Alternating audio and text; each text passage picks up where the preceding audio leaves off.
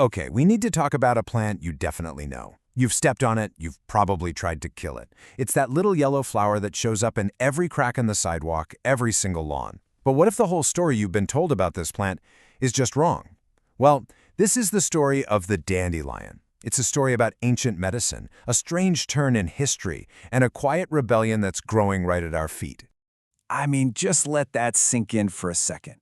What if the most nutrient-packed, powerful plant you could ever eat is the exact same one we've all been taught to hate?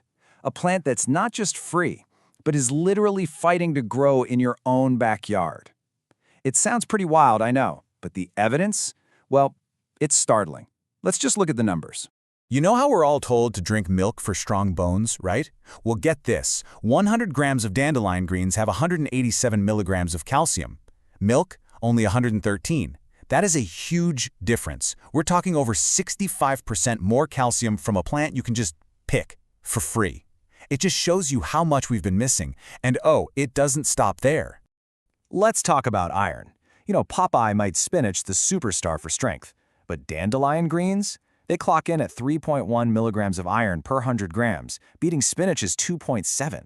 So this thing we call a weed is actually outperforming one of the most famous health foods in the entire supermarket. Okay, one more for you. Potassium. After a workout, everyone grabs a banana, right? Well, dandelions pack an even bigger punch. We're talking 397 milligrams of potassium versus a banana's 358. So on so many levels, this is a nutritional powerhouse, just blowing the all-stars of the food world out of the water. And this is where it gets really ironic. We spend over $1 billion a year on poison to get rid of this free superfood. We are paying an unbelievable amount of money to destroy one of the most beneficial plants we have. So how on earth did we get here? How did we declare war on our own food? To get that, we've got to go back in time. So yeah, how did a plant that was once treasured become something we see as just a common weed? Let's dig into the dandelion's history. See, it wasn't some kind of invader that snuck into our yards. It was actually an invited guest, brought here on purpose. That's right. When European settlers were crossing the Atlantic, they packed dandelion seeds right alongside their seeds for wheat and apples. To them, this was not a weed. It was a crucial part of their pharmacy and their pantry on the go. It was a cultivated crop, a reliable source of food and healing in a strange new world. You know, even its name tells a story. It comes from the French dent de lion, which means lion's tooth, and it's named for those sharp, jagged leaves. That's a name that comes from really looking at a plant, from respecting it, not from wanting to just get rid of it. And this wasn't just some European fad. The dandelion's history as a medicine is global, and it is ancient. We're talking Arabic physicians prescribing it for liver problems way back in the 10th century. It's been used in traditional Chinese medicine for over 1,000 years. It was a staple in medieval monastery gardens. And when it got to North America, tribes like the Cherokee and Iroquois immediately saw its power and brought it into their own traditions. This was generations of knowledge. So what went wrong? How did this respected plant, this global medicine, become public enemy #1 in the American yard? Well, the answer has nothing to do with biology. It's all about culture, chemistry, and the pressure to conform. Something big changed in the 20th century. After World War II, the whole idea of the American dream shifted. It wasn't just about owning a home anymore. It was about having this perfect, uniform, green carpet of grass all around it. The lawn became a symbol of status. And in this new world, the dandelion's history as a symbol of survival and free food, well, that became a problem. It was suddenly a sign of failure, an ugly spot on a perfect suburban picture. And then, right on cue, a solution appeared. See, during the war, scientists had developed these incredibly powerful new herbicides. After the war, chemical companies needed new customers, and they found the perfect market in the suburban homeowner, who was now terrified of weeds. They brilliantly marketed these poisons as the key to achieving the American dream. They basically sold us the cure to a problem they helped invent. And just like that, a dandelion wasn't a plant anymore. It was an imperfection that had to be chemically destroyed. But here's the thing about the dandelion. It doesn't care about your marketing campaign.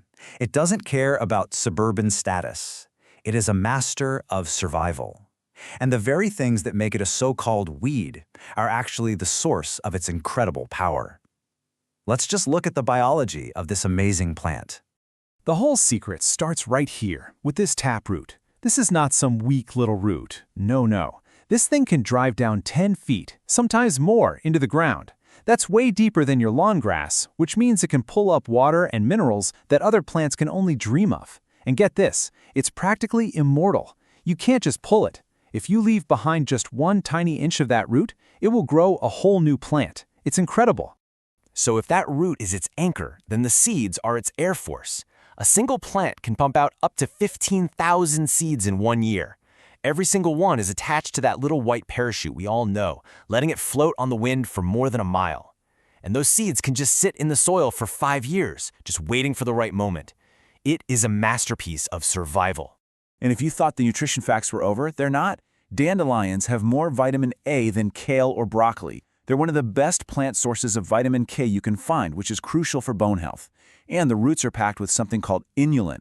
It's a prebiotic fiber that feeds the good bacteria in your gut.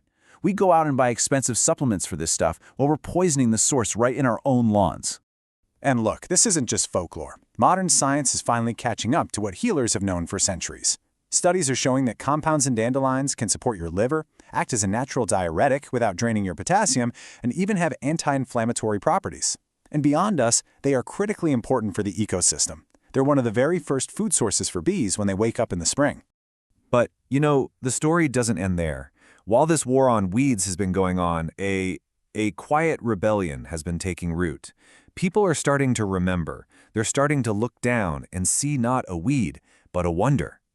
And this comeback is happening all over. You've got urban foragers hosting harvest parties. You have fancy chefs putting dandelion greens on the menu. You can buy them at farmers markets now, and the whole No Mow May movement is encouraging people to let them bloom for the bees.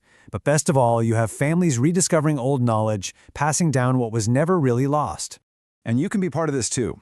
The young leaves, the ones you pick before the flower shows up, are amazing in a salad or sautéed with some garlic. The flowers, you can dip them in batter and make fritters or make wine or jelly. And the roots can be roasted and ground up to make this really rich coffee substitute with no caffeine. But, and this is the most important part, you can only harvest from places you know for a fact have not been sprayed with pesticides or herbicides. Seriously. When you really think about it, the dandelion is kind of the opposite of corporate control. It doesn't need a supply chain. It doesn't need fertilizer. It doesn't need pesticides. It asks for nothing. It just grows without permission. It feeds people for free, and it survives everything we throw at it. It is a symbol of real, true resilience. I love this quote. It just perfectly captures the spirit of this plant. It comes back every single spring, those bright yellow flowers popping up everywhere, just reminding us that it's still here. It's not just a plant, it's an idea. It's the refusal to be erased.